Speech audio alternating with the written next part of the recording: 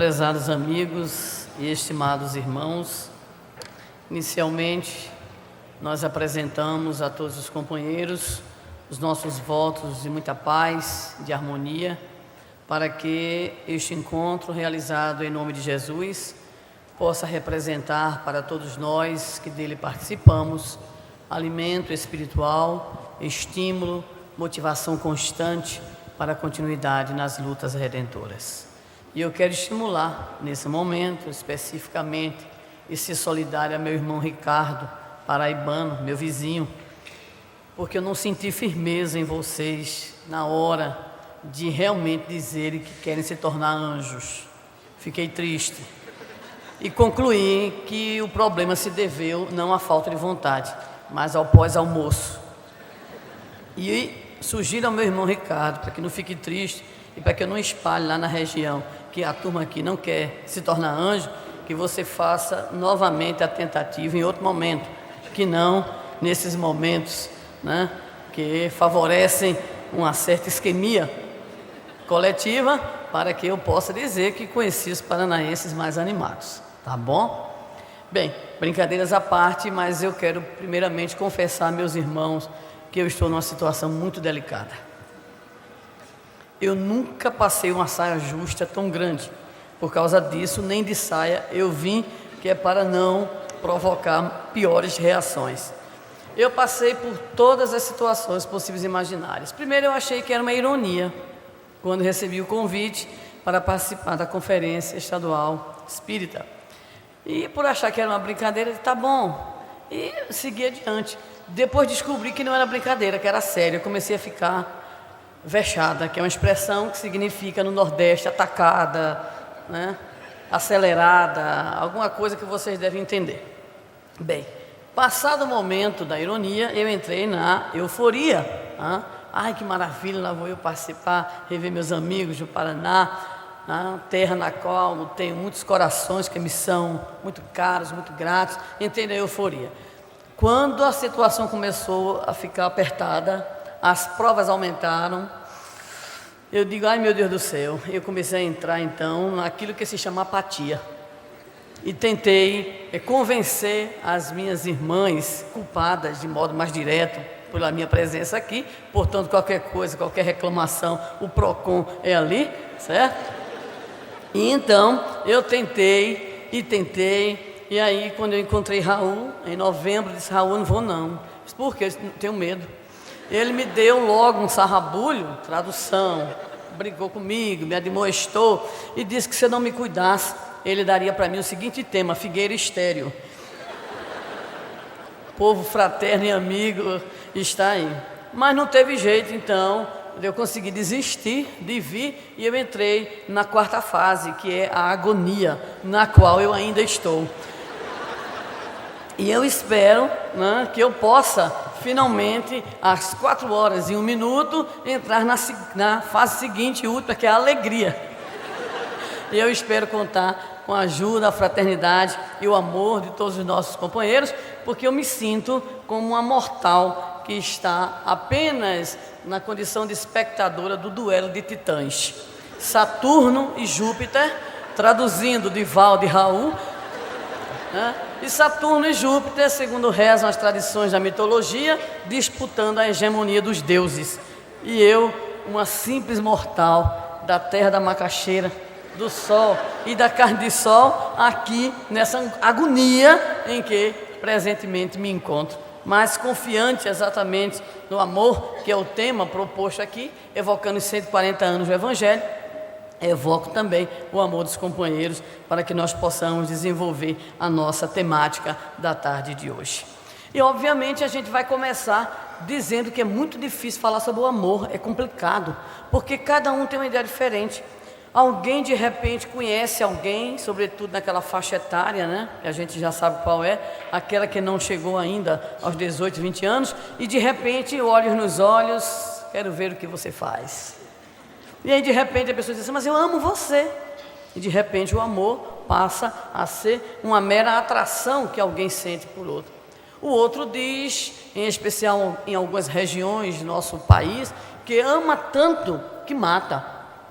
Diz assim, eu matei por amor. Aí danou-se mesmo, né? A coisa fica feia. E aí, de repente, a gente não começa a compreender o que é que significa essa palavra, esse sentir o amor. A mãe diz que ama tanto o filho que o sufoca, não o deixa crescer. O outro diz que ama tanto a vida que destrói o próprio corpo físico no aproveitamento da chamada vida fácil, da chamada vida libertina, da vida do aproveitamento. Há muitos que, em nome do amor, dizem assim: ó, a gente só vive uma vez, então vamos aproveitar e usufruir o que a gente pode de melhor, e se declaram então amantes da vida. Há os amantes dos diversos tipos, dos diversos matizes: os que amam Curitiba, os que amam o Atlético Paranaense, né?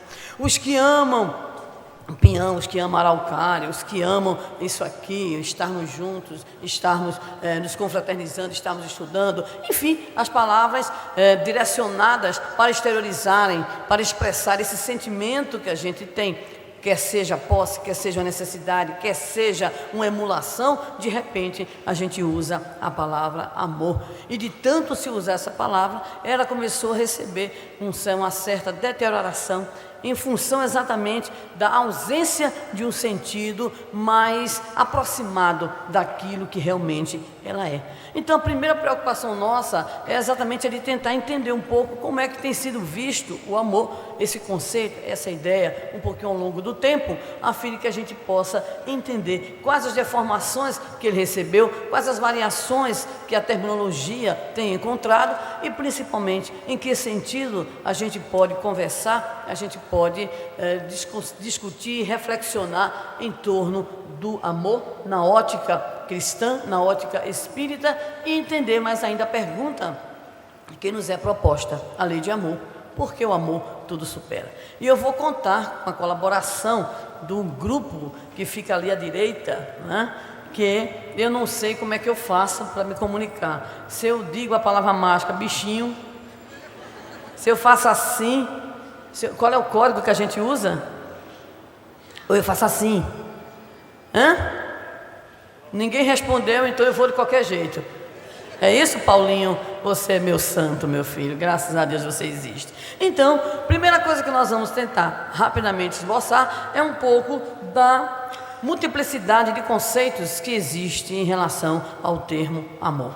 E nós vamos, já que eu evoquei aqui o duelo de titãs, começar pelos gregos. E os gregos, eles têm uma ideia, de modo geral, embora variações entre diversos pensadores e filósofos, de que o amor é uma força unitiva e harmonizadora. É com esta expressão que na Terra, que se diz, nasce a filosofia, embora isso seja discutido, mas pelo menos em termos de mundo ocidental, nós temos então os gregos já preocupados em entender esse amor, esse sentimento, muito mais como um princípio, como uma força capaz de congraçar, de unir, capaz de harmonizar, e não apenas seres especificamente falando, mas sociedades inteiras, porque essa noção ela tem como base a atração sexual, a concórdia política e a amizade.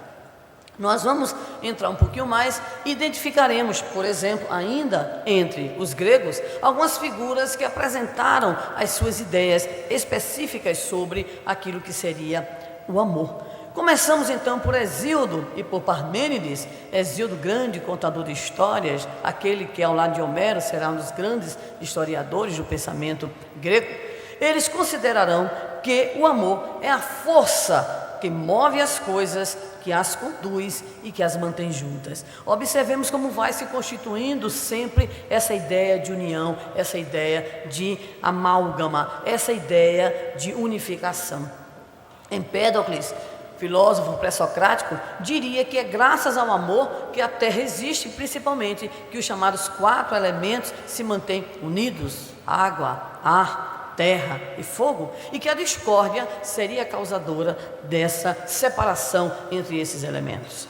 Mais adiante, Sócrates e Platão, que ao lado de Aristóteles constituem a grande base do chamado pensamento filosófico ocidental, consideravam o amor de um modo mais caracterizado sob o ponto de vista da sua feição divina, é o que diz Sócrates, e sob o ponto de vista da sua feição propriamente humana, propriamente material, que é ainda o pensamento do grande filósofo, que encontra a desencarnação tomando a cicuta. Mas é Platão que nos oferecerá o primeiro grande tratado sobre o amor, que se encontra no Fedro e com algumas outras contribuições, especialmente na sua obra Fedro, onde ele discute o amor desde a sua visão meramente contemplativa da beleza dos corpos até a contemplação do belo, a contemplação do amor. Uma leitura que, apesar de um pouco diferente do comum que nós observamos, mas uma leitura sempre agradável da obra platônica.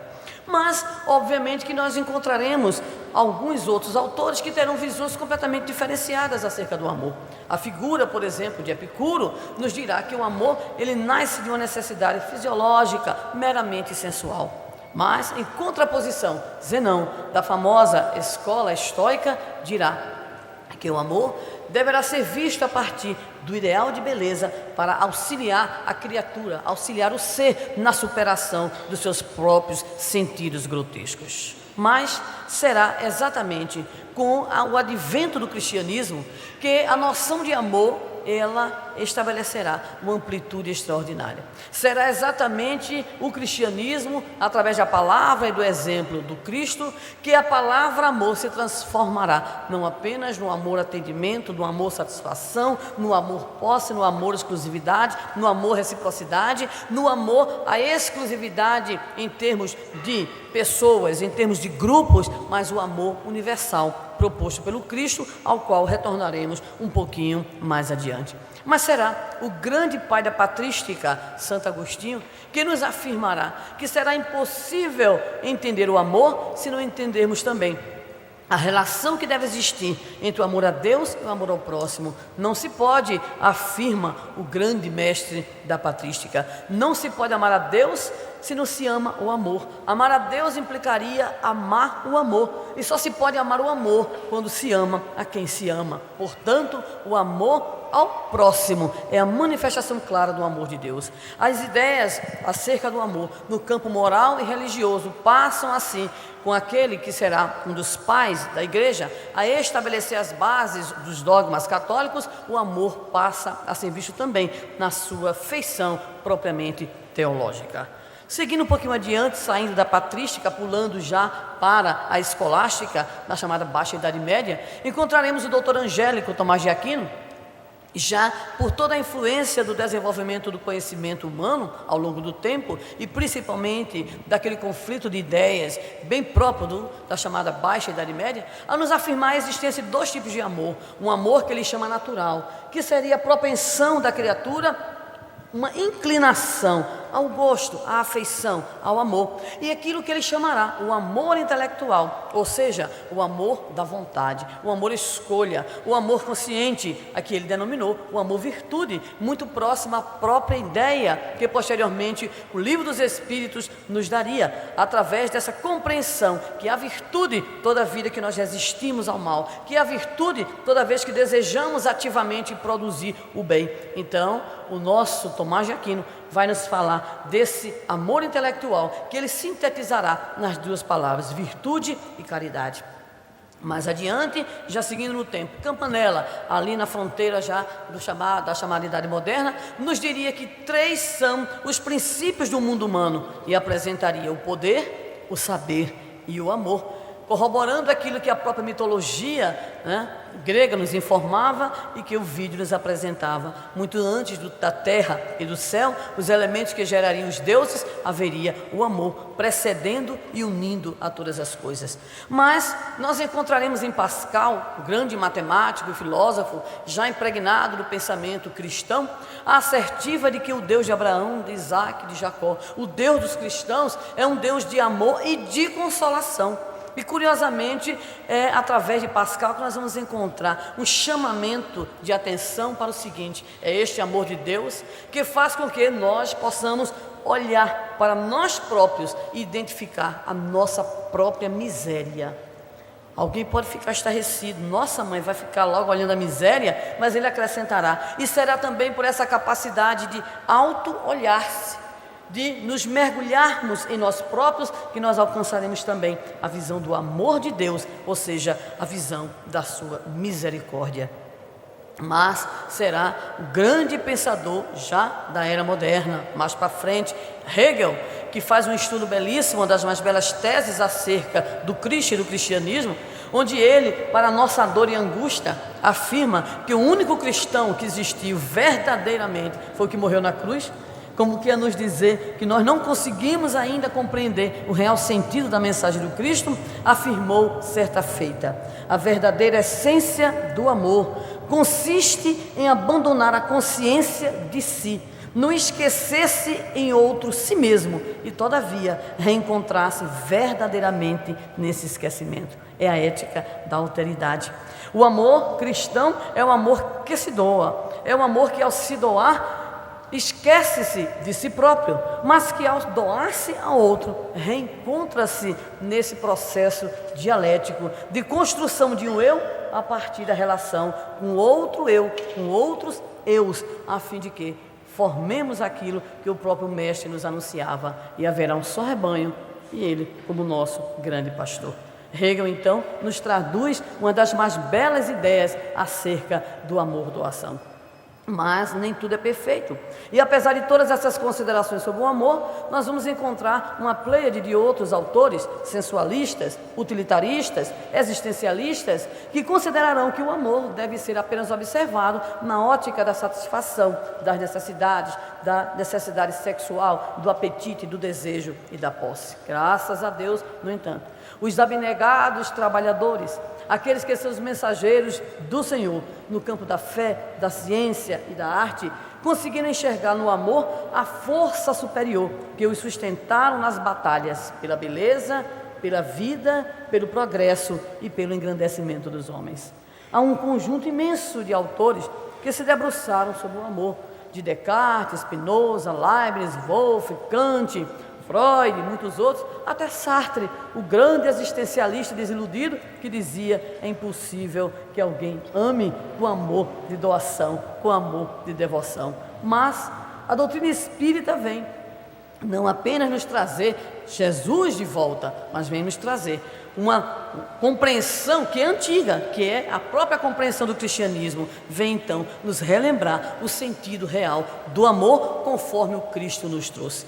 Porque com Jesus o amor passa a ter, como já dizíamos anteriormente, uma abrangência tão ampla que é necessário aprender a amar não apenas ao amigo, mas até aquele que se considera ou que nós consideremos o nosso opositor ou o nosso inimigo. Mas a mensagem mais extraordinária que nós encontramos ao lado, obviamente, dos conceitos exarados pelo Senhor Jesus no campo da imortalidade da alma e de toda a ética proposta, é a ideia que Allan Kardec nos apresenta como uma ideia central, uma ideia estruturante para resolver o problema da criatura humana, que seria a ideia do Deus Pai, a compreensão do Deus Pai, porque por enquanto Ele é Pai meu, é teu tio, é teu chefe, é teu patrão, é teu algoz, enfim, é teu general, e assim por diante. Kardec nos diz que quando nós, enquanto sociedades humanas, tivermos a compreensão de duas ideias, aceitação tácita,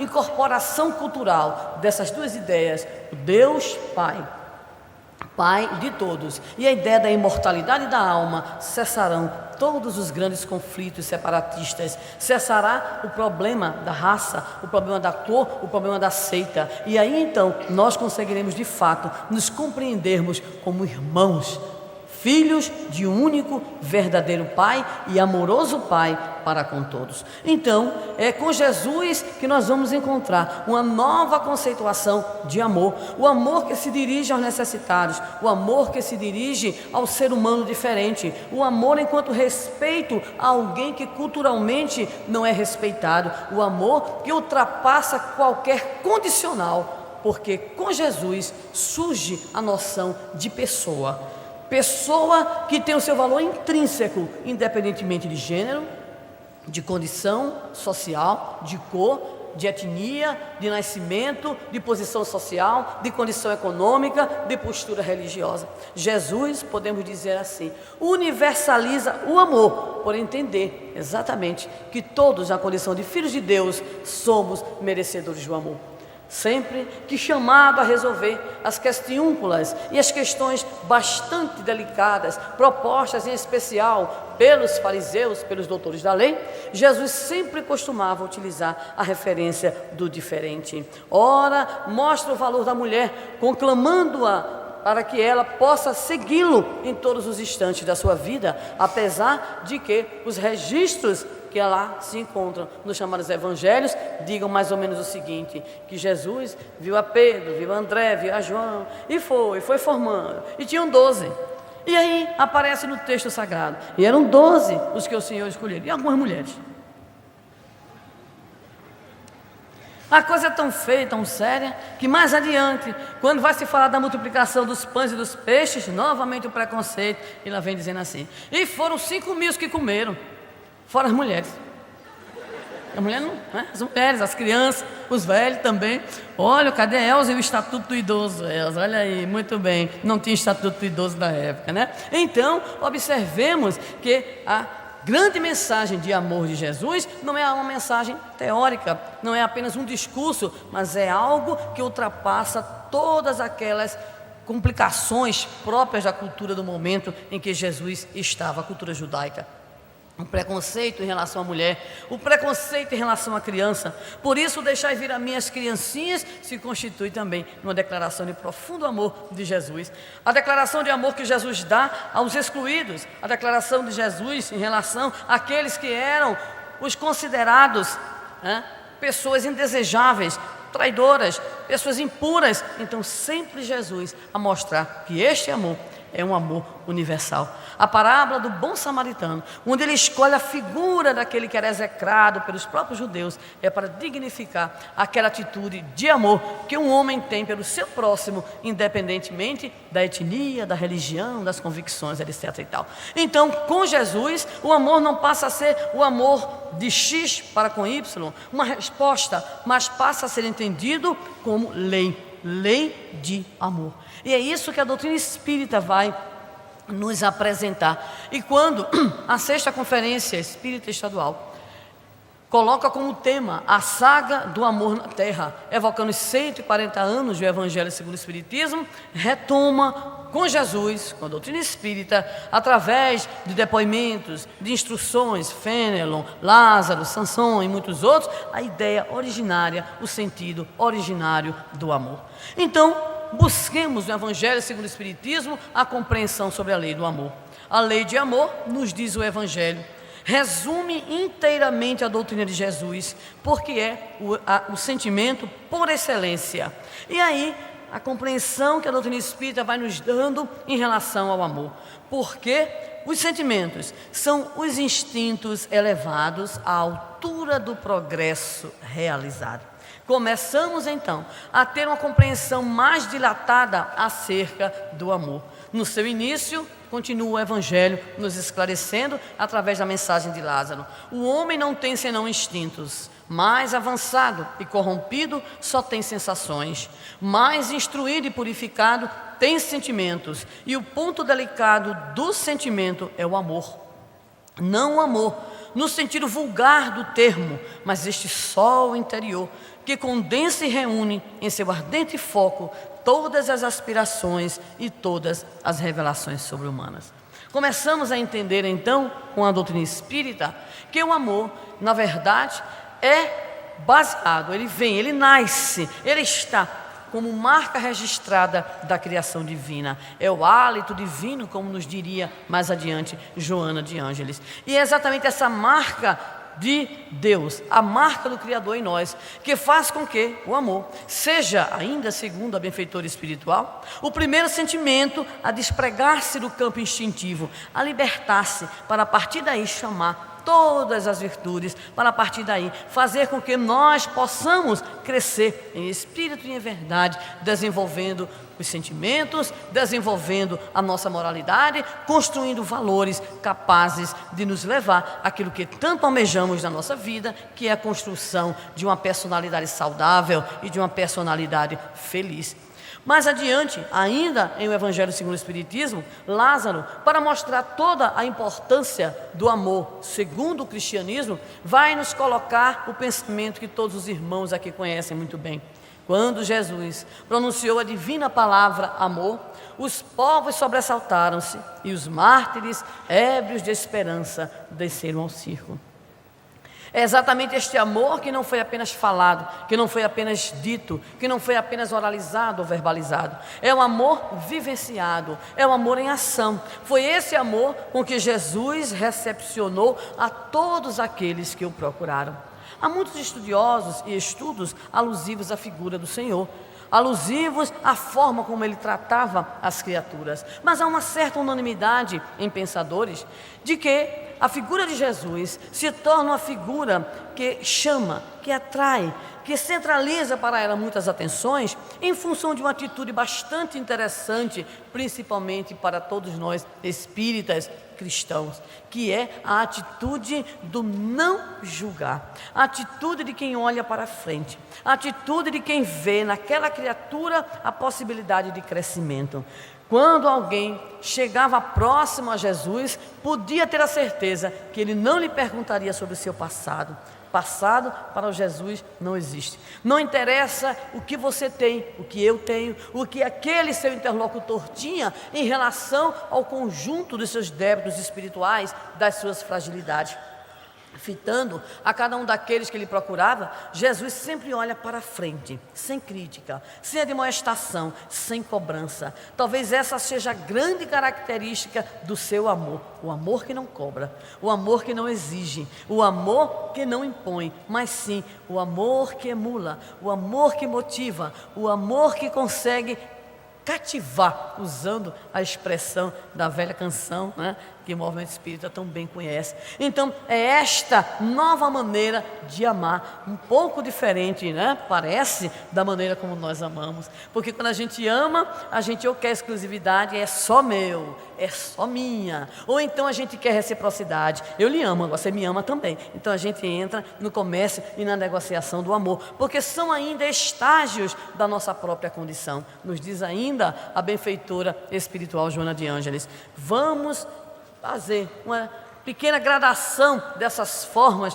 como nós amamos. O amor infantil. O amor infantil é exatamente o amor da exigência, é o amor da posse, né? É aquele amor que não desprega do outro, é aquela cola, né? É aquela meia que a gente conhece, ou aquela mala da qual a gente não consegue se libertar. Então é posse, é ira, é cólera, é ciúme, né? É principalmente também chantagem. Ah, você não me ama não? É, pois você vai ver.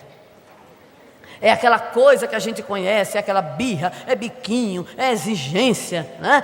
Ou então é aquela exclusividade que muitas vezes faz com que os casamentos se deteriorem, as relações afetivas, elas rapidamente se diluam ao sabor do nosso profundo egoísmo. É então o amor infantilizado, é o amor egoístico, centralizado e centralizador. E aí vamos avançando, graças a Deus que a lei do progresso existe. E a gente parte para o chamado amor juvenil.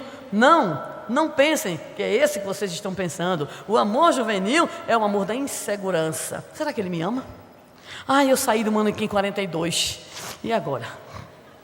O que é que vai acontecer com nós? Ah, mas ele olhou para ela. Ah, mas ela deu atenção a ele. E assim por diante. Ah, será que meu filho me ama? Ah, meu Deus do céu, e a sogra? Será que eu vou conseguir conviver com ela? Ah, será isso, será aquilo? Não me chamaram para esse cargo, não me chamaram para ocupar isso. E a gente começa a ter essas inseguranças todas que resultam e que mostram, aliás, como resultado apenas a nossa imaturidade psicológica. Provavelmente é o nosso caso generalizado, porque o amor maduro, este sim, é o amor adulto, é o amor que conseguiu se emancipar da insegurança, da reciprocidade, do exclusivismo, e é o amor doação, é o amor que não exige, é o amor que não cobra, é o amor que ama, tão só. Ou seja, nada do retorno excessivo, nada da cobrança excessiva, nada da promissória, do boleto bancário, nada, enfim, de uma insegurança que, ao invés de animar, de alegrar, de aliviar, torna as relações neurotizantes pelas cobranças, pelos ciúmes, enfim, pelas exigências próprias das nossas limitações espirituais. Então, quando Jesus pronunciou a divina palavra amor, então óbvio que os povos sobressaltaram-se, porque até então não se sabia realmente que amor era esse, e ele nos veio trazer não apenas a palavra, mas veio exemplificar este amor. O amor que não cobra, o amor que não exige, mas o amor que cativa e o amor que transforma. Mais uma vez, procurando nos auxiliar na compreensão dessas gradações do amor, é Joana de Ângeles que nos diz assim: incerto no espírito, por herança divina, revela-se a princípio como posse que retém, desejo que domina, necessidade que se impõe, a fim de agigantar-se logo depois em libertação do ser amado, compreensão ampliada, abnegação feliz, tudo fazendo por a quem ama, sem imediatismo, nem tormento, nem precipitação. Sabe esperar, consegue ceder, lobriga a entender sempre e sempre desculpar. E a síntese a nossa Joana de Ângeles nos oferece: o amor é tudo, resume-se em amar. Isso nos faz lembrar a obra Pelos Caminhos do Coração, em que os autores Carlson e Shields relata uma pequena história de um homem que chega até o médico, o psiquiatra, para lhe atender, porque ele estava numa crise existencial profunda. E nessa crise existencial ele busca a separação. Chega então para o médico e ele diz assim: doutor, eu não amo mais a minha esposa, eu quero me separar. O que é que o senhor me diz? Ele olha para aquele homem e, por ser alguém que se trabalhava, que buscava a sua própria espiritualidade, esse médico afirma para o paciente: ame a sua esposa. Ele pensou que se tratava de um problema de audição, que a gente sempre pensa, né? Quando o outro responde algo que de imediato nos afeta. Ele disse: não, doutor, preste atenção, eu estou lhe dizendo que eu não amo mais a minha mulher. Acabou o amor. Eu quero me separar, que é que o senhor me diz. E o médico retorna a dizer: ame a sua esposa. Disse: doutor, liga o aparelhinho. Eu estou dizendo ao senhor que eu não amo mais a minha esposa. Perdeu aquele encantamento. Provavelmente, se tivesse nascido lá no Nordeste, diria assim: pois é, né? Quando a gente era noivo, ele diz assim para ela: meu bem, olha a lua. E ela, boba, porque a mulher é sempre boba, né? Meu Deus do céu, nessas coisas é um problema sério, né? Então, ela olha e diz assim: é linda, né, meu amor? Tudo bem. Aí, com casamento, 1 ano, ela, sempre a mulher, então querendo recuperar aquele romantismo que o dia a dia, o feijão meio ruim, aquele bolo entalagato, aquela situação já mais complicada, né? As meias que ele nunca sabe onde estão, não é isso? Essa coisa toda. Então ela vê a lua lá fora, ela chama, diz assim: meu bem, venha. Aí ele vai, né? Vai porque, afinal de contas, é casado há pouco tempo, né? Tem que ir. Ele diz assim: olhe, meu amor. Ele: o quê? Já não viu a lua. O que foi?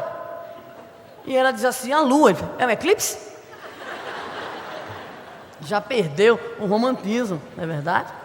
Então, nem tanto ao mar e nem tanto à terra, mas é como a flor, diz a canção do nosso cancioneiro brasileiro: de água a ar, luz e calor. O amor precisa, para viver, de emoção, de alegria. Tem que regar todo dia.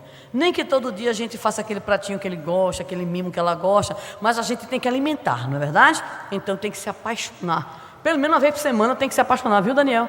Pelo menos uma vez por semana tem que se apaixonar de novo. E está sempre se apaixonando para a gente poder levar adiante a vida. Um companheiro nosso do Ceará escreveu recentemente um livro que eu vou mandar pedir, né? Não para o meu caso específico, graças a Deus, mas ele escreveu um livro que tem o seguinte título: Existe vida, 3 pontinhos, depois do casamento. Manda pedir, Malena, para cá. Primeiro você pede para você, certo? Mas manda a TT analisar, tá? Muito bem. Então, ele continuou e disse ao médico: mas doutor, o senhor não entendeu, eu estou dizendo que eu não amo, eu perdi aquele quê? Aquele frisson, aquele elan, aquela coisa. A gente não sabe dizer o que é aquela coisa. O médico olhou para ele e disse assim: o problema do senhor é que o senhor está com a cabeça em Hollywood. Ele disse: como assim? O senhor está querendo o amor cinematográfico. Elizabeth Taylor, Richard Burton. Então está querendo aquele amor da Lagoa Azul, de Romeu e Julieta, Leonardo DiCaprio com aquela cara de adolescente, né? Então, ele disse: olha, o que o senhor está querendo é o amor romântico no mau sentido da palavra romântico aí, Ou seja, o que o Senhor está querendo é tão apenas ter aquelas emoções próprias da adolescência, da juventude. E diz o médico, para poder a consulta seguir adiante, eles encontrarem algum caminho para a solução do problema. Amor é sentimento, mas amar é verbo. E verbo transitivo direto. Ou seja, exige ação. Por isso que a Joana de Ângeles coloca que o amor só se descobre quando a gente ama. Fica parado, estatalado, esperando que ele chegue, chega até o tufão, chega o ciclone, que passou pouco tempo, chega o furacão, e o amor não chega, porque ele não vai chegar assim de supetão, ele não vai chegar e cair na nossa cabeça, pode ser um objeto, pode ser um OVNI, cuidado, Então, ele necessita de uma ação da nossa parte, é preciso sair daquela preguiça na qual a gente vive para buscar o amor. Então, o amor é tudo. Agora, resume-se, diz Joana, em amar. Então, tem que sair para amar, tem que buscar. Essa história da gente ficar chorando, a música, ninguém me ama. Aqui é para o pessoal que já completou 15. Ninguém me quer, ninguém me chama de meu amor. Tu sabe, né, bichinha? Tão novinha, Então, a gente fica recordando aquelas músicas de fossa famosa. O meu mundo caiu. Hoje eu estou de 12, nem de 15. Eu já fui lá para Maísa, para Lupicínio e assim por diante. Então, o que é que acontece? A gente fica esperando que de repente algo nos tome, algo chegue em nós, e sem a gente permitir, sem nada, a gente, de repente está amando. Por sinal, tem um pessoal hoje que diz que sente isso. Eu acho tão estranho. Eu gostaria até de fazer um estudo aprofundado. Olha, e nem bem olha, já diz assim: garota, gata. Ou então lá no Nordeste diz assim: doidinha. Que é? Me amarrei. Estou preso. Aí começam as diversas expressões que querem significar: estou apaixonado, estou amando, estou, e assim por diante. Isso simplesmente atesta a nossa incapacidade de realmente amar. Estamos, na verdade, à busca, à cata de sensações, de respostas imediatas. A coisa é tão séria que a turma está se amando virtualmente. É verdade? A turma se ama só porque viu, a turma se ama. E é outra coisa, continua a existir aquele problema, que era da época que eu tinha 10 anos, hoje eu tenho 12, que era o seguinte: calma, não disse de quê, que o indivíduo namorava com o outro, e quando o outro descobria, acabava. Ainda hoje tem isso, de formas mais sofisticadas, mas tem, revelando ainda a nossa profunda imaturidade. Então, o amor resume-se a quê? Ao exercício de amar. A gente começa, e vai amando, e vai amando, e vai amando, e aí ele vai aparecendo. Cuidado, para não confundir com aquela época, que faz muito tempo, ninguém aqui pertence àquela época, em que os pais escolhiam, os maridos, diziam assim: casa, depois ama. Não estamos falando nisso, mas estamos falando do exercício que é necessário para que este sentimento, ele de fato ecloda em nossa intimidade. Então, Joana nos coloca: o amor é tudo, resume-se em amar. Como quer nos mostrar que nós não podemos ficar apenas esperando que de repente algo se aproprie de nós, algo se aposse de nós. É necessário sair à procura e à construção desse exercício, que é o exercício de amar. E aí vem a pergunta que nos é proposta para a reflexão nesta tarde: por que o amor então tudo supera?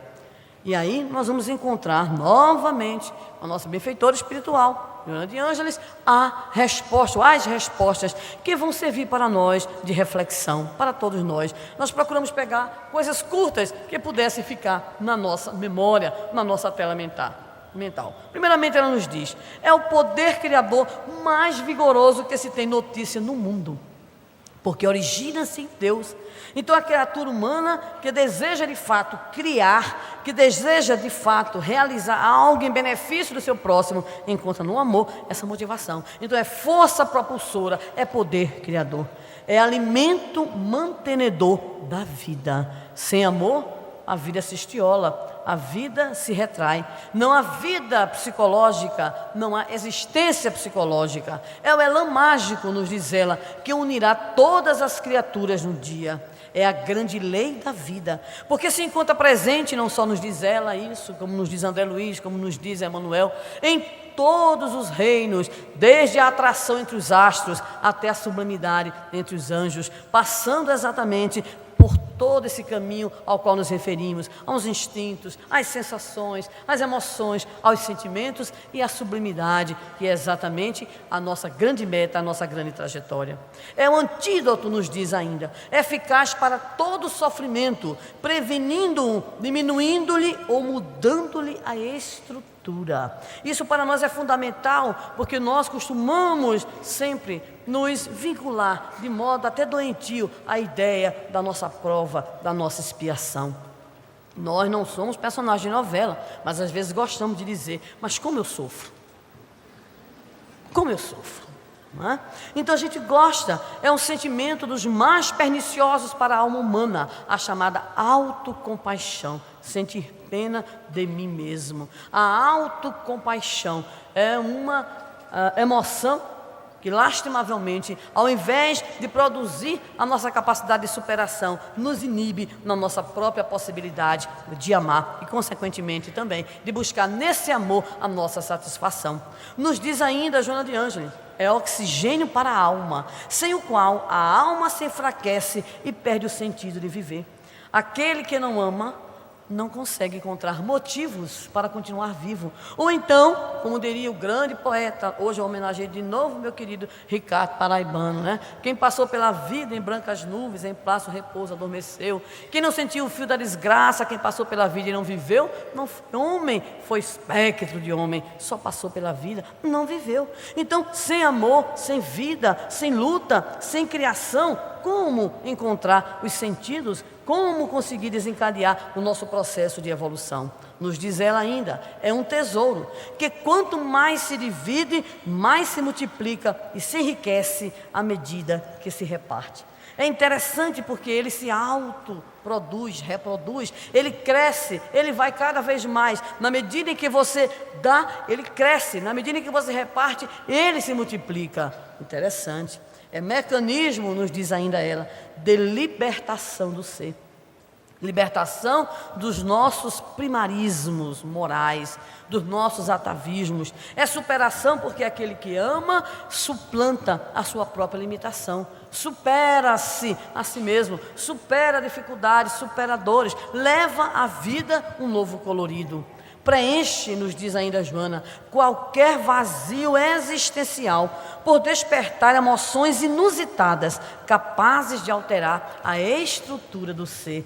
Essa história de viver na preguiça, de viver na acomodação, de viver na mesmice, é congelar as nossas próprias possibilidades de sermos felizes.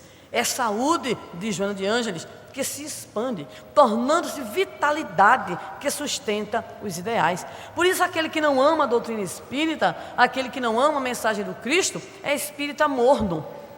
Vocês conhecem? A gente só deve ser de duas qualidades, ou é frio ou é quente. Essa história de espírita morno é uma complicação para o movimento, porque é aquele indivíduo que ama até certo ponto. Ele ama quando ele não tem mais nada para amar. Então fica difícil. É necessário então entender que é graças ao amor que nutrimos pelas pessoas, pelas causas, pelos valores, pelos ideais, que nós também nos alimentamos intimamente, que nós criamos também para nós padrões de vibração, padrões de saúde e conseguimos atingir a saúde integral. Finalmente, é luz permanente no cérebro e paz contínua no coração.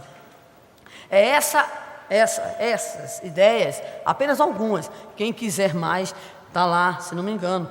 Elucidações psicológicas à luz do Espiritismo, uma condensação dos nossos companheiros Geraldo Campete Sobrinho e Paulo Ricardo Pedrosa, e é exatamente a palavra amor, tem tudo isso para os nossos companheiros. Mas é necessário ver tudo isso na prática, é necessário ver todas essas ideias em ação, e nada melhor do que evocarmos aqui alguns exemplos de superação para que possamos visualizar o poder que o amor possui. E vamos buscar então a figura do Evangelho, considerada a figura por excelência da superação, que é Maria de Magdala, Maria Madalena. Aquela que supera a obsessão, aquela que supera o preconceito e que se doa. É aquela que vai receber do próprio Cristo as considerações em torno da capacidade que o amor tem. Quando Cristo, segundo nos revela o irmão X, na obra Boa Nova, psicografia de Chico Xavier, o amor cobre a multidão dos pecados. Então esta capacidade de amar que Maria Madalena, ela terá em Jesus a figura do estímulo, a figura da motivação, da emulação. Será ela então, dentro do contexto dos evangelhos, a grande exemplificação da capacidade humana de se auto-superar. A história todos conhecem, não precisaremos aqui esboçar. Mas existe também uma figura que nos atrai sobremaneira, que é a figura de Pedro, porque Pedro parece conosco. Não sei se parece com vocês aqui do Sul, mas com o nordestino, Pedro é a cara. Eu tenho a impressão que ele tem até a cabeça chata do cearense. Porque Pedro não é assim tão sério como a gente imagina, ele é mais debochado, às vezes diz coisas que não deve dizer, enfim, é agarrado com Jesus, um carrapato, aquela coisa toda, né? Então Pedro é muito parecido conosco, de modo geral, com as suas fragilidades, com as nossas fragilidades, com o nosso desejo de melhorias e assim por diante. E o interessante de toda a história de Pedro não é a história de Pedro com Jesus, é principalmente a história de Pedro pós-negação. Existem dois Pedros, Pedro antes, Pedro depois, né? Pedro antes da negação, entusiasmado, eu amo a ti, Senhor, e ele ficou meio chateado, porque inclusive, né, o Senhor, todo mundo sabe da história, perguntou a ele 3 vezes, né? E existe uma versão lá no Nordeste sobre como é que foi esse diálogo, que diz o seguinte: Jesus, né, estava assim numa certa carência afetiva, e olhou para Pedro e disse assim: Pedro, tu me ama? Pedro teria olhado para o Senhor e disse: oxente, claro. E aí o Senhor não gostou porque foi um oxente muito rápido, não foi, Malena? Aí disse assim: Pedro, tu me amas? E aí ele teria respondido: mas meu bichinho, tu sabes que eu te amo. E aí de novo: Pedro, tu me amas? Ah, Virgem Maria, a 3ª vez que eu respondo que eu te amo. Isso é só para acordar aqueles que estão sob o efeito pós-almoço. Então, o que é que ocorre? Jesus vai dizer a Pedro que, na verdade, sobre ele, sobre a sua mediunidade, sobre a sua ação, seria edificado todo um trabalho que o cristianismo de fato ergueria. Mas quem leu Paulo e Estevão vai encontrar o Pedro que se supera. É exatamente na famosa briga, né, que vai colocar de um lado Paulo em defesa dos gentios e do outro lado Tiago e a igreja de Jerusalém. E é belíssima a narrativa de Paulo e Estevão, quando naquele momento em que Paulo era um cabra da peste mesmo, né? Na hora H, Pedro chegou lá e fez aquela confraternização e Paulo acompanhando. Só que quando chegaram os emissários de Jerusalém, Pedro ficou todo sisudo. Pedro ficou todo estranho. Paulo só fez acompanhar na hora H em que reúnem-se as comunidades, os representantes. É naquela hora que Paulo vai apresentar todo o vigor das suas argumentações. E Tiago, obviamente, através dos emissários também apresentará, né, tudo aquilo que ele considerava favorável às atitudes para defender o cristianismo nascente. O mais bonito de tudo aquilo é a capacidade que Pedro tem de se colocar como criatura, mostrando-nos o que significa alguém que atingiu o amor-superação. Pedro está no meio de Paulo e de Tiago, e aí naquele momento é o amor-superação, é a capacidade de aceitar a própria limitação, é principalmente a capacidade de assumir publicamente os erros e de se colocar: meus irmãos, o culpado de tudo isso sou eu. É aquele o primeiro momento, podemos dizer assim, em que a cristandade passa por um perigo enorme de divisão entre aqueles que seguiriam a Paulo e aqueles que ficariam com Tiago. Mas é exatamente o amor de Pedro a Jesus, lembrando-se por certo da evocação do mestre: apacenta as minhas ovelhas. Quem já foi aqui, por acaso, pastor de ovelhas, sabe que tem umas ovelhinhas boas, né? Mas hoje, numa reunião, o Raul disse assim: tem umas ovelhas que são pegadas por cachorro, né? A cachorro, não é isso mesmo? Quer dizer, é aquela ovelha que foge uma vez, aí o pastor junta, vai lá buscar a ovelhinha, né? Ainda estou me lembrando da história da ovelha, viu, Malena? E o que é que acontece? Foge a segunda vez, novamente o pastor vai lá e pega a ovelha. Na 3ª vez, o pastor chama o cachorro e vai agora pegar a ovelha. Então diz que muitos de nós, se não todos nós, se não quase todos nós, fomos agarrados, né, realmente a cachorro, né? Então, fomos abocanhados pelo cachorro. Mas aí Jesus disse a Pedro: Pedro, apacenta, acalma, reúne, cuida das minhas ovelhas. E é naquele momento que o amor superação fala mais alto, quando ele chama, evoca para si o erro e conclama os irmãos a união e a continuidade em busca dos ideais de Jesus. Mas nós vamos buscar outro, o próprio Paulo, porque se vimos em Pedro a capacidade de superação, em Paulo nós temos aquele que superou a sua própria formação intelecto-moral, aquele que conseguiu superar os atavismos, os conceitos nos quais ele foi alimentado ao longo da sua vida. É uma figura majestosa, grandiosa demais a figura de Paulo. É a superação de alguém que tem todas as possibilidades de ter sucesso naquela área, mas que de repente a consciência lhe toca aquilo que poderíamos chamar o espinho da insatisfação, lhe fustigar a consciência, a fim de que ele pudesse assumir a coerência entre o que pensava, o que sentia e aquilo que passa a realizar e a agir. Pedro, Paulo, Maria Madalena, é realmente um trio da pesada. Mas vamos lá. A gente vai evocar outras figuras e outros exemplos de autossuperação. Francisco de Assis e Clara já estão falados neste encontro, aqueles que superam o que na época poderíamos chamar de momentos próprios da juventude daquele instante. No caso de Francisco, tanto como de Clara, a situação financeira, as condições objetivas, históricas, socialmente postas e a capacidade de superação dos condicionamentos para encontrar o sentido real, o objetivo da vida, a meta a perseguir. Albert Schweitzer, aquele que se torna um dos maiores intérpretes de Bach, dos maiores fabricantes de órgãos, mas que abandona também todas as possibilidades de sucesso material para se dedicar aos companheiros da África Equatorial.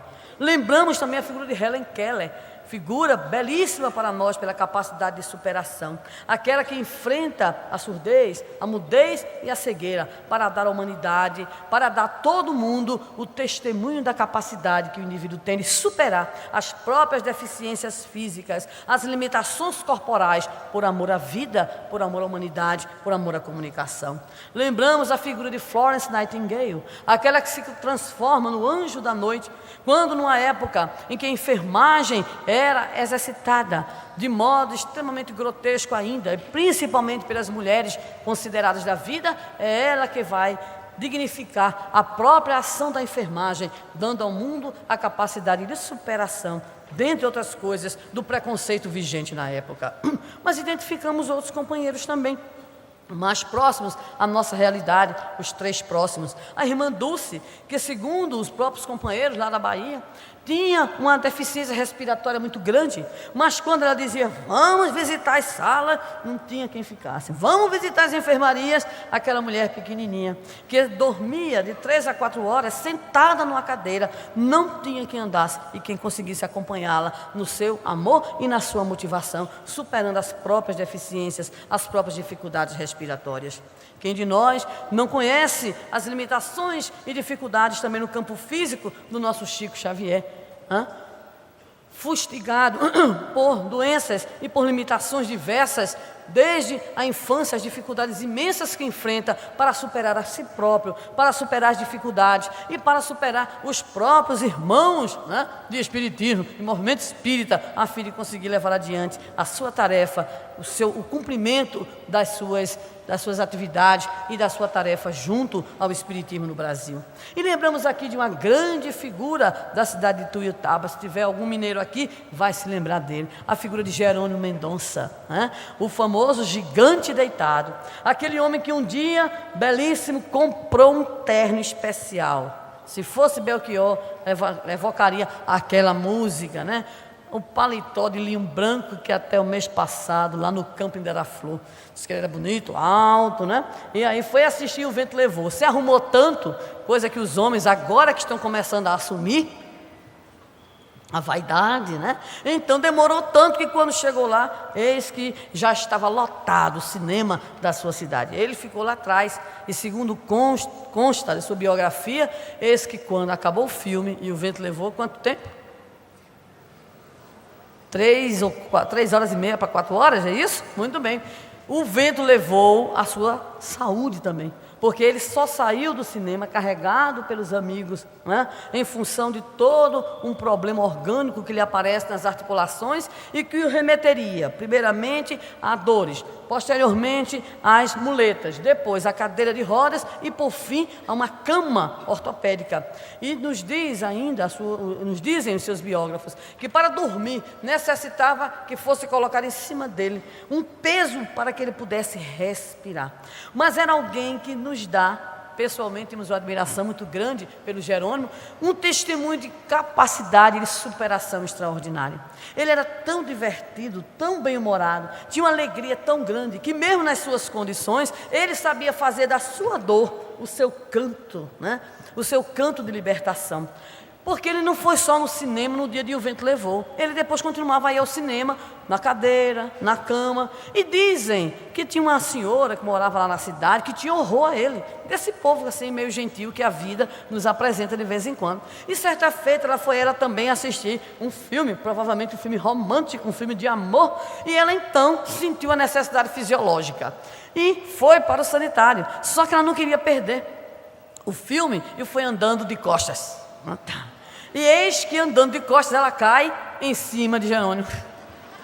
Olha para ele naquela delicadeza própria de certas almas, diz assim: desgraçado, aleijado, até aqui você está, todo canto que eu vou você está, eu vou não sei onde você está, eu vou não sei onde você está, eu vou não sei onde você está, mas você anda.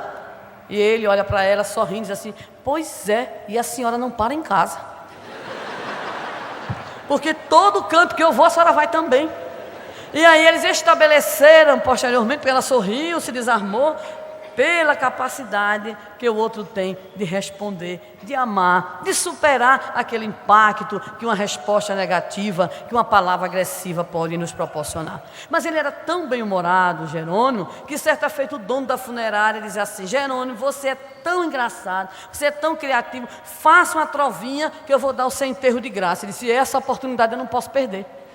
É agora mesmo, me dê um minutinho que eu vou pensar. E aí então, esta figura extraordinária do movimento espírita mineiro disse assim, compôs rapidinho os versos: cidadão de Ituiutaba, viva bem, seja feliz, mas encomende o seu enterro na funerária São Luís. E realmente ganhou, né? Ganhou o enterro. E dizem que o sepultamento do corpo fisiológico do nosso querido Jerônimo foi uma verdadeira festa espiritual. Mas só para a gente não esquecer a figura extraordinária que ele era, naquela limitação, que dependia de todos, porque não tinha movimentos, apenas a cabeça, depois ficou cego. Certa feita então, lá foi ele, porque gostavam muito que ele fosse ao cemitério, porque ele falava bem sobre a imortalidade da alma, e lá levaram, né, o Jerônimo para falar no enterro, essas coisas que a espiritada gosta de fazer de vez em quando, coisas curiosas. Bem, quando chegaram lá então, o pessoal entrou e Jerônimo ficou lá fora esperando. Passa um bêbado e diz assim: eles são dois defuntos. E esqueceram esse do lado de cá. Mas não esqueceram não, foram buscar Jerônimo. Jerônimo foi para lá, falou. Mas um outro dia lá foi Jerônimo e fez uma pregação tão bonita, tão bela, sobre a fé, sobre a imortalidade na alma, que o povo saiu de braços dados e deixou Jerônimo lá. E quando foi à noite para a atividade do centro espírita, eis então que os companheiros que sempre iam buscá-lo, chegam à casa de Jerônimo, e a mãe diz assim: ele foi com vocês. Ai, meu Deus do céu, nós esquecemos Jerônimo no cemitério. E foram buscar Jerônimo. Quando chegaram lá, imaginemos nós, estava Jerônimo esbravejando? Estava Jerônimo como? E os irmãos preocupados, né, com o melindre, com aquela coisa toda: Jerônimo, nos perdoe, está tão bem aqui, já estava me familiarizando. Superar, né, passar por cima, relevar, ou seja, conseguir reencontrar o próprio equilíbrio. É uma figura extraordinária. E a nossa Madre Teresa de Calcutá, também sempre lembrada com muito carinho e com muito amor. Bem, O amor superação, então, meus irmãos, é essa possibilidade que todos nós vamos encontrando de conseguir desencadear na nossa própria vida esse processo que nós chamaríamos do processo evolutivo, que é nada mais, nada menos do que o nosso processo de educação. Porque fica a pergunta para nós, se esse amor é o que nós devemos buscar, como é que a gente faz? Né? Como é que a gente faz? E aí a gente evoca exatamente a famosa figura daquele jovem que vai perguntar aos rabinos como era que eles podiam explicar, no tempo que ele pudesse ficar de pé no sopé, qual era o sentido da Sagrada Escritura. E aquele jovem, aparentemente rebelde, contestador, não recebe resposta, até que alguém lhe diz assim, vai procurar o grande rabino Hillel ou Eliu, que ele te responde. E ele foi procurar Hillel ou Eliu. E nessa hora que ele vai procurar, Eliu olha para ele, ouve a questão, explique-me, do tempo que eu possa ficar de pé no sopé, qual o sentido da Sagrada Escritura. E ele então, Eliu diz assim, prepare-se. E quando ele faz aquilo que no Nordeste, acho que no Brasil todo a gente chama de quarto de bêbado, então Hillel responde, ama. E ele fica lá de pé. E Hillel fica calado. Mas, peraí, ama? E o resto? E tudo que está escrito? E os livros que estão escritos? E a resposta do sábio Hillel ou Eliu, o resto é só para ensinar como se faz. Esse é o problema. A gente sabe da importância do amor, a gente sabe de tudo isso, mas agora a pergunta é esta, como fazer em nós esse trabalho, a fim de que atinjamos aquilo que nós denominamos do amor, o amor superação. E vamos então encontrar as respostas, como atingir esse amor superação, como atingir. E começamos primeirissimamente com a resposta crucial, que é o próprio objetivo do Espiritismo na nossa vida, educação moral e educação dos sentimentos. O grande objetivo do Espiritismo é exatamente o de operar em nós o processo de transformação moral. É de operar em nós o processo de educação dos nossos sentimentos. Já que vimos anteriormente, o amor é o sentimento por excelência. É necessário então desencadear esse processo. Mas Allan Kardec nos chama a atenção em O Livro dos Espíritos, em O Evangelho segundo o Espiritismo, em A Gênese. Não é essa educação verbal, não é essa educação dos livros, mas é sim aquela que vai atuar diretamente no coração, é aquela que vai diretamente atuar no nosso processo de transformação. É a mudança de hábitos, porque a educação é a formação de hábitos, é o conjunto dos hábitos adquiridos na ótica do nosso codificador. É, enfim, um processo de construção de uma personalidade moral, mas de uma personalidade moral que alia ao progresso intelectual o progresso da ação ou do pensamento em ação. É aquilo que o nosso Emmanuel diz, com duas asas nós conseguimos deflagrar o grande voo, a asa da sabedoria e a asa da emoção. Ou é aquilo que Leon Denis nos propõe no Espiritismo, coração e razão, tudo tem a sua parte. Então é essa educação que obviamente necessita das claridades dos conceitos, porque a grande contribuição da doutrina espírita para nós, que aqui nos encontramos, é nos oferecer um novo paradigma para compreendermos as graves questões do ser humano. O que somos, de onde viemos, qual é a finalidade da vida, para onde iremos, como explicar a dor, como entender o papel do sofrimento na nossa vida, para que fomos feitos, qual é o grande objetivo e finalidade da existência humana. Essas questões, elas estão presentes na doutrina espírita, que dessa forma representa para nós uma ferramenta de compreensão da vida. Por isso, o estudo, a evangelização, o estudo sistematizado, a proposta do estudo da mediunidade, são todas essas propostas educacionais para deflagrar em nós a saída dessa mesmice, a saída dessa nossa preguiça, a saída da nossa acomodação, enfim, nos fustigar para que saiamos de um processo de heteronomia moral para o processo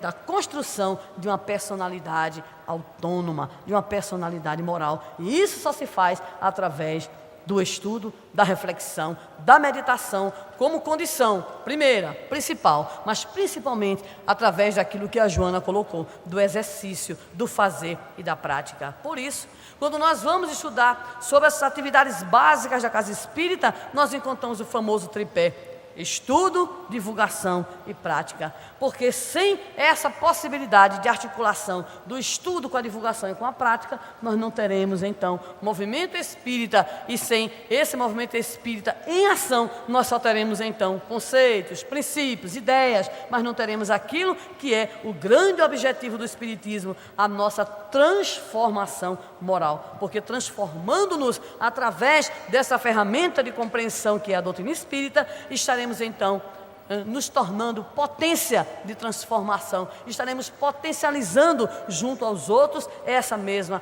possibilidade de transformação. Mas a grande confusão é essa: como proceder essa educação? Nos diz mais uma vez Kardec, quando nós descobrirmos um modo de interferir nessa formação moral, quando nós compreendermos esse métier, que é exatamente o processo de aquisição de educação moral, como já se faz no campo intelectual, então esse será o grande caminho da nossa transformação individual e social. Mas vamos adiante. Qual será a proposta espírita para que atinjamos essa complexidade do amor, para que atinjamos o amor em superação? Nos responde o Livro dos Espíritos, a grande chave do progresso moral, porque a proposta do amor é a proposta da nossa felicidade. A existência do amor é para que nós tenhamos cada vez mais amor, e para que atinjamos isso, a condição sine qua non, a base sobre a qual se edifica toda a construção da personalidade moral e, consequentemente, da personalidade amorosa, é o autodescobrimento. Quem sou? Como reajo? Porque falo de amor e de repente faço a guerra. Porque de repente digo que amo e escravizo. Porque de repente afirmo o meu amor e exijo a reciprocidade. Porque de repente o meu amor, ele se dilui rapidamente. Eu amo tão rapidamente como rapidamente também deixo de amar, e assim por diante. Então a primeira questão proposta para nós é o nosso autodescobrimento. E aí o nosso Santo Agostinho virá nos socorrer em questão de O Livro dos Espíritos, especificamente voltada para o processo do autoconhecimento. Mas o autodescobrimento, o autoconhecimento, é a nossa capacidade de identificação do que somos verdadeiramente, como pensamos, como reagimos.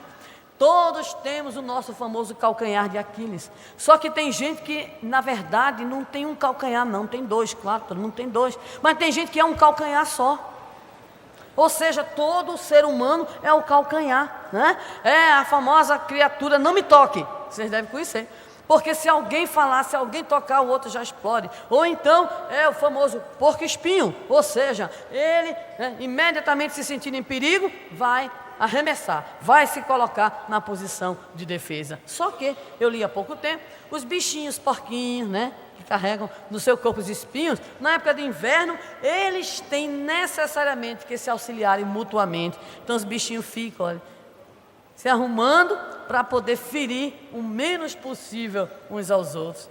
Gosto de dizer também que quando Jesus disse, quando dois ou mais estiverem reunidos em meu santo nome, eu aí estarei presente. E o evangelista esqueceu de dizer o resto. O resto é assim, na versão que a gente tem lá do Novo Testamento. Quando dois ou mais estiverem reunidos em meu santo nome, eu vou estar presente para desapartar.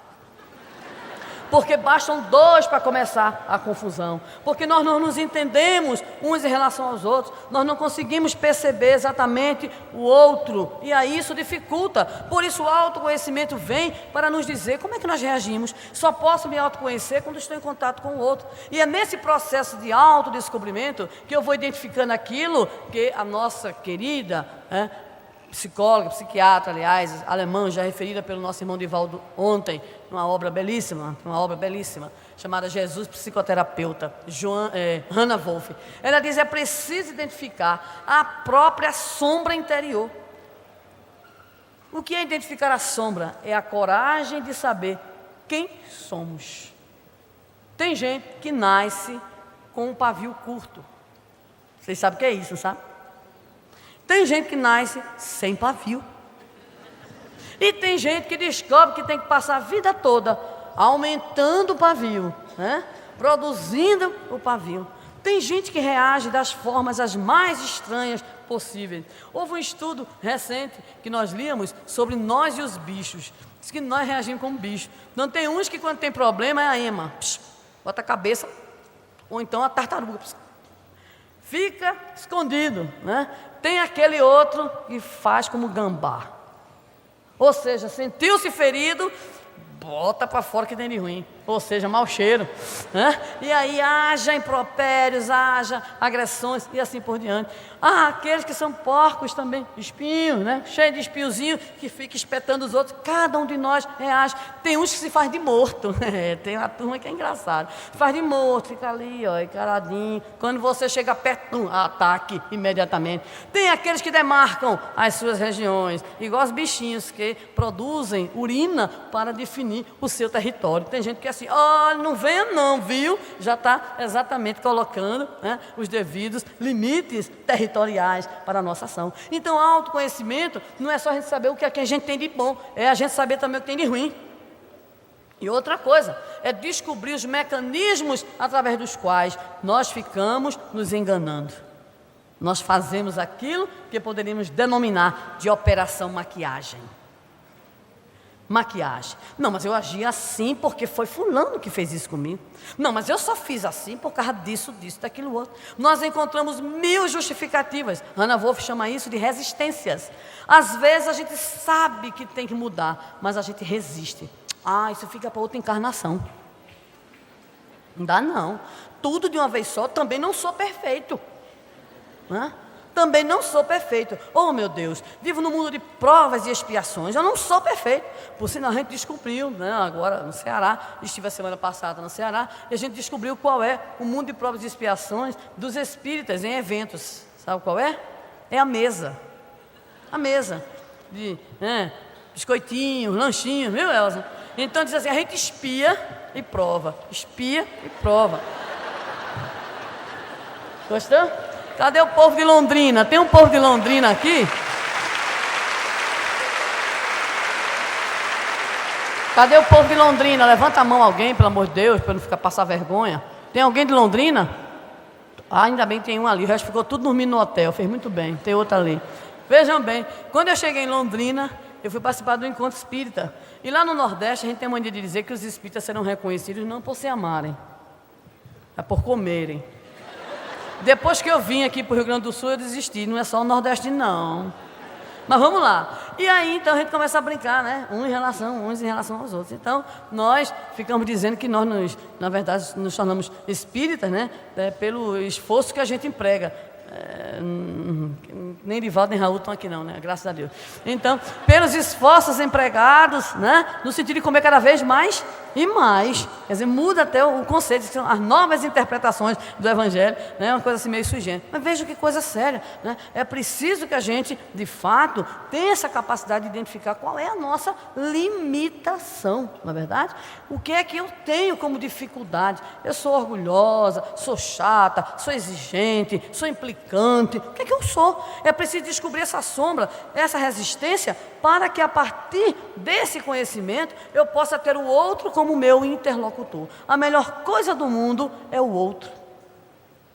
É o outro na nossa vida, né? A chamada ética da alteridade que se fala tanto hoje, o outro. Descobrir o outro diferente, que quando eu descubro o outro, eu começo a descobrir a mim mesmo. Então eu vou descobrindo também as minhas resistências, as minhas maquiagens, aquilo que eu uso para justificar os meus erros, as minhas atitudes insanas. Muito bem, mas vamos lá, a gente prossegue. A partir daí, a gente vai definir propostas para nós. Qual é o projeto de vida que nós temos? Qual é o nosso projeto? O projeto de muita gente é apenas, né, passar pela vida, realmente, não em brancas nuvens, mas passar pela vida, de preferência com um Peugeot 206, um notebook de alta resolução, viagens assim uma vez por ano à Europa, né, uma mansão. Tem gente que só tem essa pequena preocupação diante da vida. Então é necessário estabelecer um plano, um projeto, quais são as nossas metas, o que é que nós queremos para a nossa vida. Mas eu estava falando, brincando com Londrina, é porque lá em Londrina, né, eu fui a um encontro e, curiosamente, eu pensei que a gente ia começar o encontro como em todo lugar, estudando. E não, quando eu cheguei lá, era café da manhã. Que povo sabido, viu, de Londrina, né? Por sinal, descobri que é um mandamento de Jesus que seguem à risca os nossos irmãos de lá, do Nordeste também. Por sinal, lá no Nordeste que é o único que a gente segue, sabe qual é? Não é o que entra pela boca do homem que o macula. Engorda e mata. mas não macula, né? Então, eu gostei de Londrina, eu vou para lá qualquer dia desse, fazer café da manhã, viu? De novo. Vamos voltar. Então o que é que ocorre? A gente vai na luta da vida, descobrindo como é que nós erramos, como é que nós reagimos, o que é que nos melinda, o que é que nos chateia. Estabelecemos um programa para nós, uma meta a perseguir, um projeto de vida, quais são os nossos planos, nossos anseios. E aí é preciso chegar a um outro elemento, que aí é que está a gravidade do problema, que é exatamente o exercício da nossa vontade. Joana nos diz também, autodescobrimento, e lembramos com o Livro dos Espíritos, a chave do progresso individual para nos autoamarmos, um programa de reforma íntima, metas definidas, e aí vem o exercício da vontade. Ou coisa difícil, alguém achar aqui em supermercado, em alguma loja, mesmo que seja de importados, pelo amor de Deus, avise, né? Porque a gente tem uma dificuldade imensa de trabalhar o campo da vontade.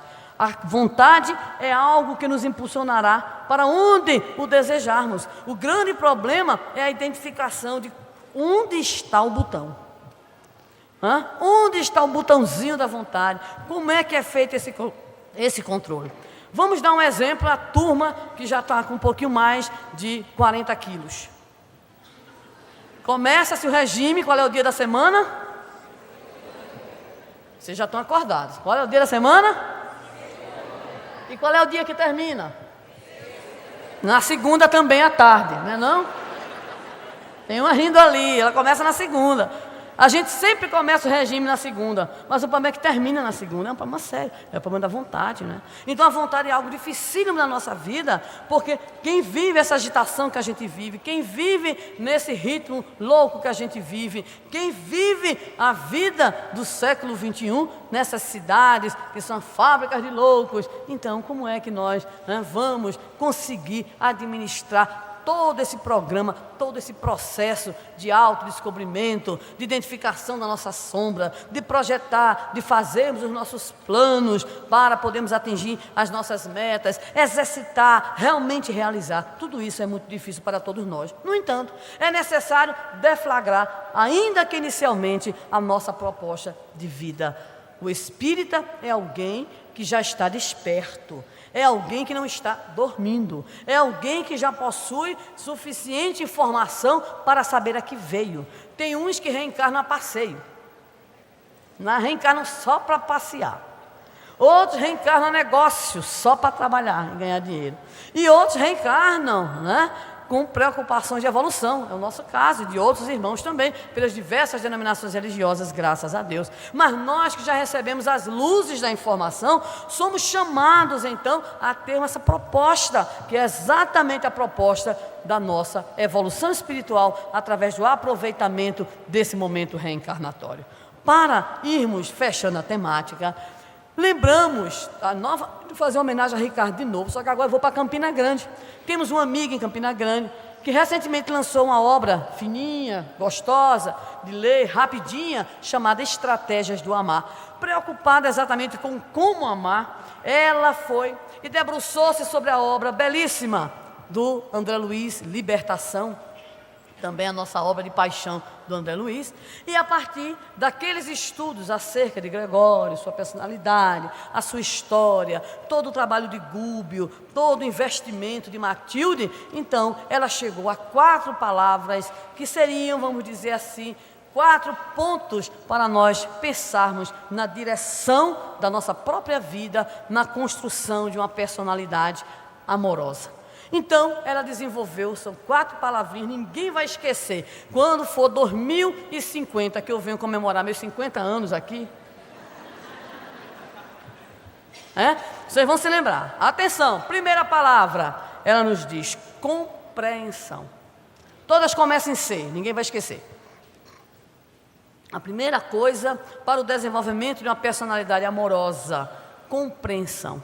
Compreender o outro é fazer a leitura da ação do outro pelos olhos do outro e não pela nossa própria visão. É tentar entender como é que o outro pensa, é tentar perceber a história de vida do outro. É, enfim, então, sair da nossa própria individualidade egoística, é poder superar os limites do nosso ego para entendermos, para sentirmos o que é que o outro sente, o que é que o outro pensa, o que é que o outro faz. Então a compreensão é essa capacidade que a gente vai desenvolvendo de parar, de ouvir, de auscultar, não apenas com os ouvidos do corpo físico, mas principalmente com os ouvidos e com a ausculta da alma. Então, compreender é aquilo que o Evangelho nos diz, a capacidade de sermos indulgentes, a capacidade de tentar entender o que é que o outro está querendo me colocar, como é que o outro viu, como é que o outro reagiu, quais foram os elementos que participaram da sua escolha e da sua decisão. Parar um pouquinho para poder sentir, para poder perceber então a personalidade e os motivos que levaram o meu irmão, a minha irmã, meu filho, meu amigo, meu chefe a agir dessa ou daquela maneira. A compreensão, pois, é uma atitude, é um campo de opção individual, atitudinal, que nos faz então refrear aquilo que em nós é muito comum. O egoísmo, o orgulho e a vaidade. Porque nós não somos seres que agimos, nós somos geralmente seres que reagimos. Alguém, e a gente, tome lá. Então nós somos aqueles que exercitamos o boxe diário. E tem gente que já vai preparado na vida, é assim, ó, escreveu, não lê, ó, estou aqui, me deu assim, eu revido desse jeito. Tem gente que já está armado quando acorda, então quando acorda já está em pé de guerra. Eu ria muito com uma amiga minha, muito católica, que me falou recentemente sobre a rotina dela, ela muito incompreensiva com a filha, e eu fui lá conversando nessa atitude sempre presente na nossa vida, quando alguém vai nos conversar conosco, ela dizendo, eu sou impaciente com a minha filha, eu sou estressada, eu sou isso, eu sou aquilo, e eu disse, mas minha filha, ela é católica, você reza? Ela olhou para mim e disse assim, rezo. Eu rezo, mas eu rezo muito, mas se eu sou estressada, eu sou assim, eu sou assado, aí eu digo, eita. Vou reformular a pergunta. Você ora? Diz, não, isso aí eu faço pouco. Que bom que ela percebeu a distinção entre rezar e orar. E se como é que faz? Como é que você faz? Olha, quando eu acordo, já acordo às 5 horas da manhã, aí digo para minha filha, levanta danada. Eu disse, nossa, é o bom dia assim?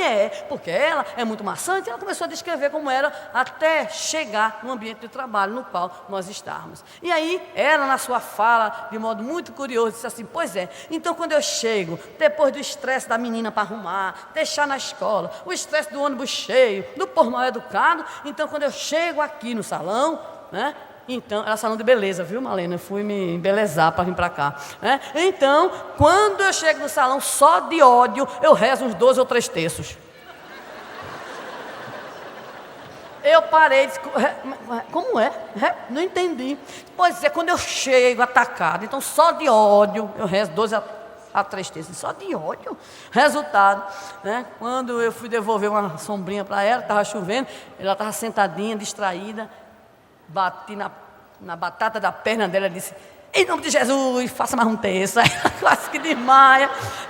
E eu conversei com ela, fiquei com a responsabilidade de levar uns livros, gravar umas fitas, de oração, de músicas, para ver. Mas é essa loucura da vida, a pessoa estressada. Então não tem como entender o outro, não para ouvir, porque se parar, acha que está perdendo tempo, já não tem tempo e já entra no estresse da vida. Então compreender exige uma atitude nossa, que é de vigilância, de parar para poder perceber o outro.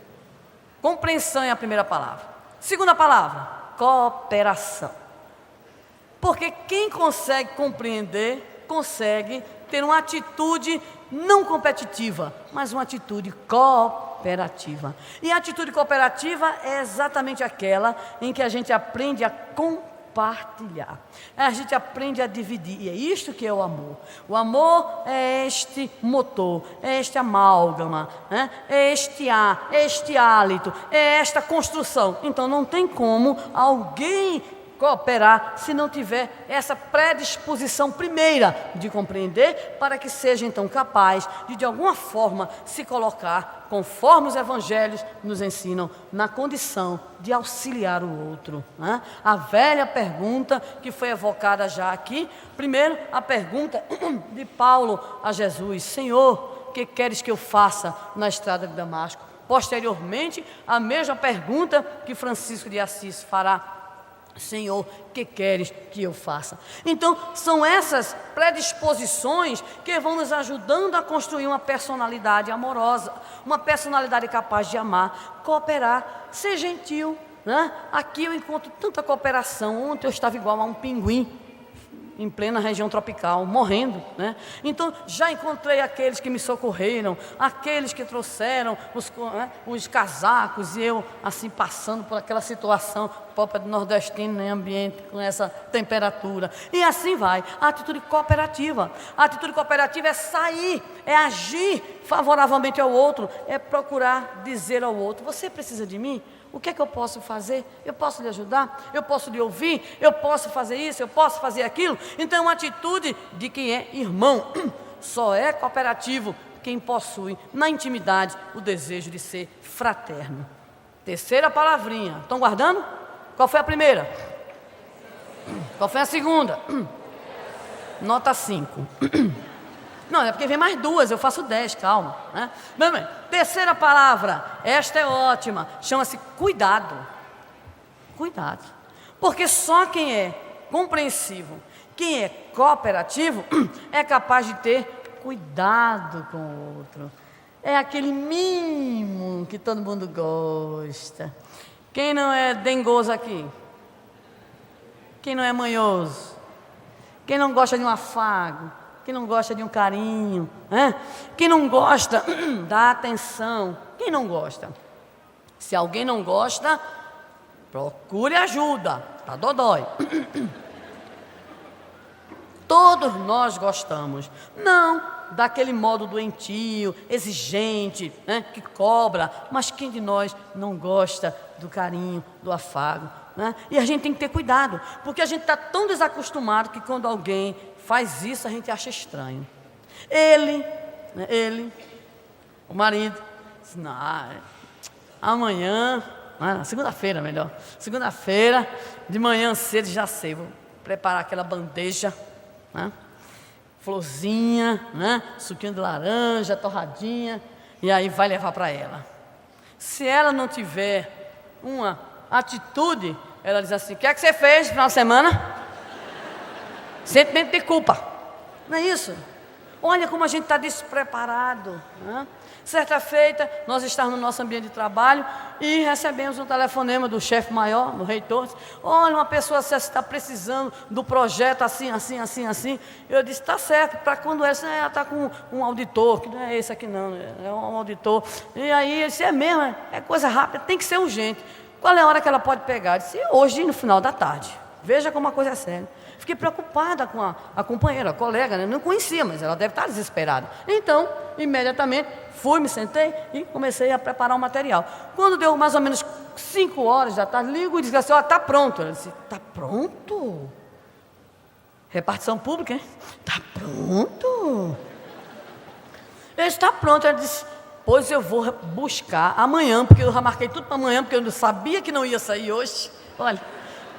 E eu vou lhe conhecer pessoalmente, porque é a primeira vez que eu vejo alguém fazer alguma coisa sem, né, ficar naquela famosa modorra, adiando. Ela foi me conhecer no outro dia, porque eu fiquei preocupada. E eu simplesmente, né, tive uma atitude profissional na vida, profissional.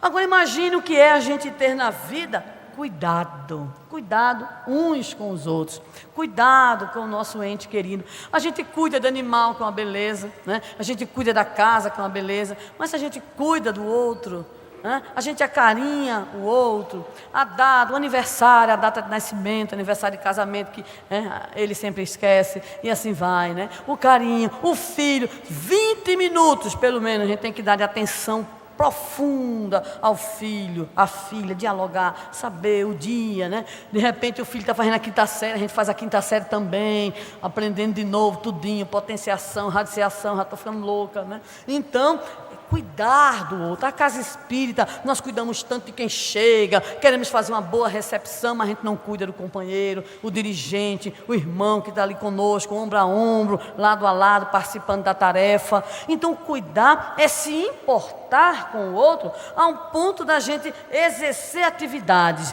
que façam com que o outro se sinta aconchegado, importante para nós, com que o outro sinta que é objeto do nosso carinho, que de fato nós estamos querendo dar a ele o nosso tempo, o nosso amor, o nosso zelo. Terceira palavrinha, quarta e última palavra: compaixão. Quando você faz isso tudo, ou seja, você compreende, quando você coopera, quando você tem cuidado e ainda assim a alma é penada, quando ainda assim tudo que você faz, o retorno, ou pelo menos a reação, ou pelo menos a resposta é a ingratidão, é a exigência maior, é a não compreensão, resta-nos tão apenas usar a compaixão, que não é um sentimento inferior, mas é um sentimento de carinho pela dificuldade que o outro tem. É aquela compreensão, olha ali lá atrás, de que o outro, ele é tão inferior quanto eu sou. Ele tem dificuldades como eu tenho. Se tem virtudes, tem defeitos, igualmente eu tenho, variando em intensidade e variando nos matizes dessas próprias dificuldades. Então a compaixão é a libertação nossa também do fardo dos sentimentos negativos em relação ao nosso próximo. É quando nós conseguimos entender que ele ainda não foi capaz de ser um recipiente de amor. Eu fico a imaginar, na minha profunda limitação espiritual, se Jesus não tivesse compaixão da gente. Se Jesus não tivesse em relação a cada um de nós, a cada dia, a compaixão, o que seria de nós? Quando foi indagada a Madre Teresa de Calcutá sobre a virtude cristã por excelência, ela respondeu: é a compaixão. Quando o Dalai Lama foi interrogado sobre a virtude por excelência do budismo, ele respondeu: é a compaixão. Porque a compaixão é aquele sentimento que é o prelúdio do amor, esse sobre o qual estamos tentando falar, que tudo supera, que tudo suporta, que tudo crê, que espera, que é paciente, que é benigno, conforme Paulo nos coloca na sua primeira epístola aos Coríntios. Vamos ver se vocês merecem 10? Quais são as 4 palavras?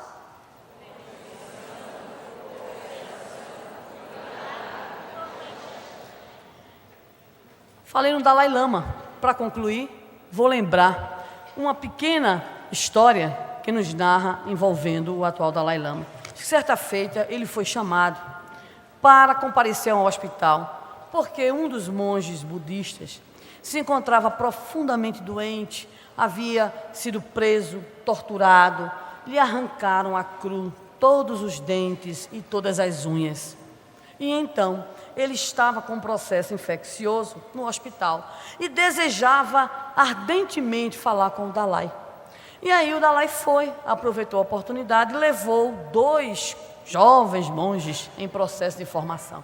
Ao chegar no hospital e vendo aquele irmão que já se preparava para o retorno à pátria espiritual, eis que o monge doente, em seu leito de dor e morte, lhe diz assim: Dalai, eu preciso lhe confessar uma coisa. Eu preciso dizer a você uma coisa.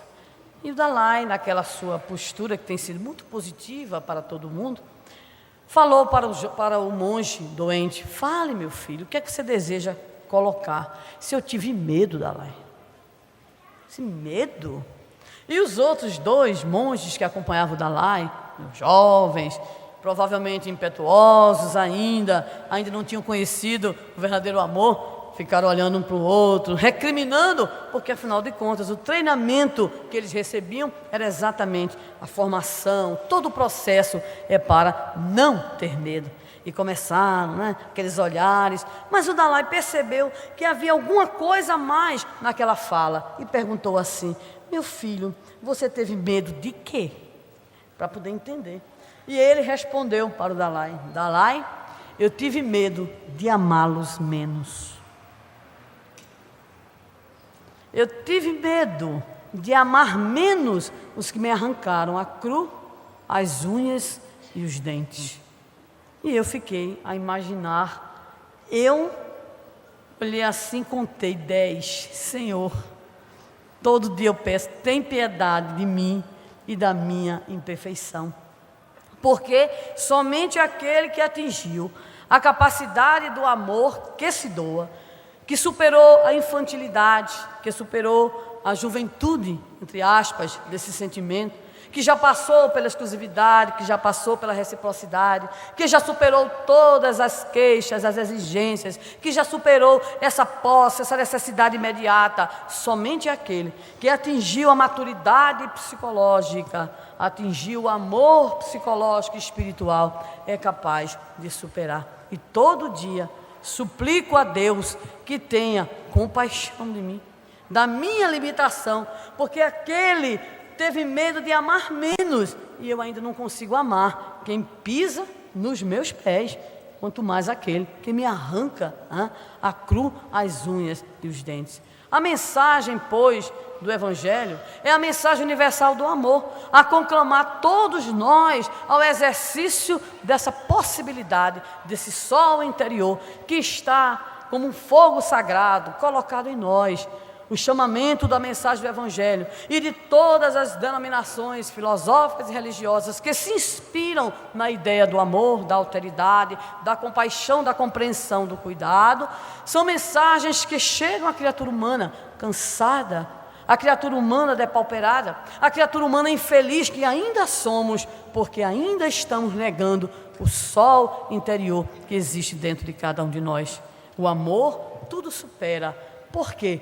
Porque ele é de Deus. O amor tudo supera, porque é força, porque é dínamo. O amor tudo supera, porque ele enche com sentido existencial a vida, porque ele transborda-se em bênçãos, porque ele é capaz de acalmar as dores, porque ele é capaz de superar os ódios, as angústias, de superar o desamor, a guerra, a violência, porque ele é o único caminho para que se estabeleça de fato uma sociedade de justiça, uma sociedade de paz, uma sociedade onde possamos evoluir e onde possamos buscar a descoberta em nós das nossas possibilidades ilimitadas de amar. Quando Jesus pronunciou a sublime palavra amor, os povos sobressaltaram-se e os mártires, ébrios de esperança, desceram ao circo.